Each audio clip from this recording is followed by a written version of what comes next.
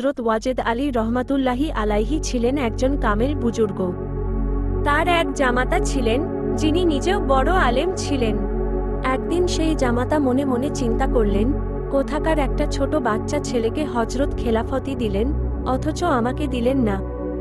আমি তো এত বড় আলেম। এই কথাটা তিনি মুখে বলেননি, কিন্তু মনে মনে পোষণ করছিলেন। হজরত ওয়াজেদ আলী রহমাতুল্লাহি আলাইহি তার মনের অবস্থা বুঝতে পেরে একদিন তাকে ডেকে বললেন, যাও, তোমাকেও খেলাফতি দিলাম। আজ থেকে মানুষকে সবক দাও, আর তাদের সাথে দিল মিশাতে দাও। এরপর কিছুদিন তিনি মানুষের সাথে দিল মিশাতে লাগলেন। কিন্তু কিছুদিন যাওয়ার পর তার শরীর ফুলে যেতে শুরু করল। অবস্থা এমন হলো যে তার প্রায় মৃত্যুর উপক্রম হয়ে গেল। তখন তাকে দ্রুত হাসপাতালে ভর্তি করা হলো। তিনি হজরত ওয়াজেদ আলী রহমাতুল্লাহি আলাইহির কাছে গিয়ে বললেন, হজরত, এখন আমি কি করব? হজরত একটি হাসপাতালের নাম বললেন। সেখানে প্রায় 1 মাস চিকিৎসা চলল, কিন্তু তিনি সুস্থ হলেন না। পরে আবার হজরতের কাছে গিয়ে জিজ্ঞেস করলে তিনি আরেকটি হাসপাতালের নাম বললেন। সেখানেও চিকিৎসা করালেন, তবুও কোনো লাভ হলো না।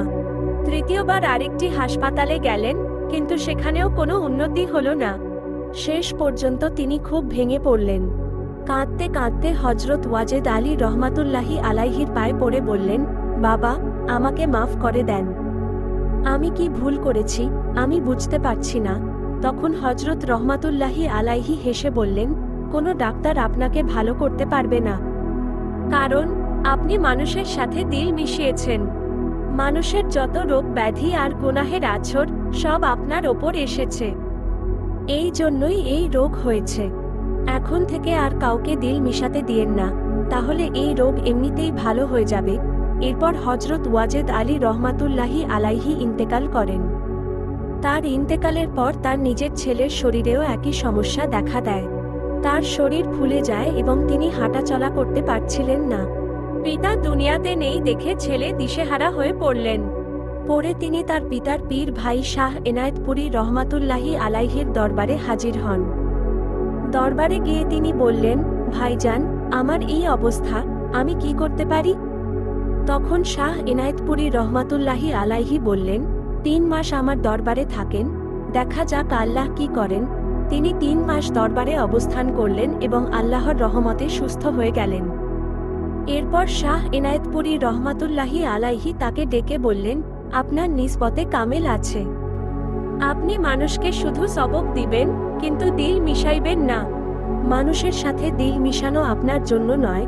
দিল মিশানোর গুরুত্ব ও এর গূঢ় রহস্য আধ্যাত্মিক জগতে দিল মিশানো বা হৃদয়ের সংযোগ স্থাপন একটি অত্যন্ত গভীর ও ঝুঁকিপূর্ণ বিষয়। এর গুরুত্ব ও ভয়াবহতা নিচের দিকগুলো থেকে বোঝা যায়। আধ্যাত্মিক বোঝা বহন। দিল মিশানো মানে হলো একজন সাধারণ মানুষের কলুষিত হৃদয়ের সাথে একজন আধ্যাত্মিক সাধকের পবিত্র হৃদয়ের সংযোগ। যখন কোনো কামেল অলি কারো সাথে দিল মিশান, তখন ওই সাধারণ মানুষের মনের অন্ধকার, গুনাহের বোঝা এবং আত্মিক রোগগুলো পীরের হৃদয়ে স্থানান্তরিত হয়। হজম করার ক্ষমতা সবার রুহানি শক্তি সমান হয় না। আধ্যাত্মিক জগতের এই বিষ বা গুনাহের আছড় হজম করার জন্য যে পরিমাণ ঐশ্বরিক শক্তির প্রয়োজন, তা কেবল নির্দিষ্ট স্তরের কামেল অলিদেরই থাকে। জামাতার শরীর ফুলে যাওয়া প্রমাণ করে যে মানুষের গুনাহের বোঝা বইবার ক্ষমতা তার ছিল না। আত্মশুদ্ধির চূড়ান্ত পরীক্ষা। দিল মিশানোর মাধ্যমে একজন পীর তার মুরিদের ভেতরের ময়লা পরিষ্কার করে নিজের মধ্যে নিয়ে নেন এবং পরে তা আল্লাহর জিকির ও নূরের মাধ্যমে ভস্মীভূত করেন। এটি এক প্রকার আত্মত্যাগ। যদি উপযুক্ত অনুমতি বা যোগ্যতা ছাড়া কেউ এটি করতে যায়, তবে তার শারীরিক ও মানসিক বিপর্যয় ঘটা অনিবার্য। নিসবত ও আদব। ঘটনাটি আমাদের শেখায় যে বড় আলেম হলেই কামেল পীর হওয়া যায় না। পীরের এজাজত বা অনুমতি ছাড়া আধ্যাত্মিক কোনো কাজ করা নিজের জীবনের জন্য ঝুঁকি ডেকে আনতে পারে। দিল মিশানো কোনো সাধারণ কাজ নয়, এটি মূলত মানুষের আত্মার রোগ নিজের কাঁধে তুলে নিয়ে তাকে মুক্ত করার এক মহান ও কঠিন প্রক্রিয়া। আল্লাহ আমাদের এই আধ্যাত্মিক রহস্যগুলো বোঝার এবং কামেল অলিদের সঠিক আদব রক্ষা করার তৌফিক দান করুন। আমিন।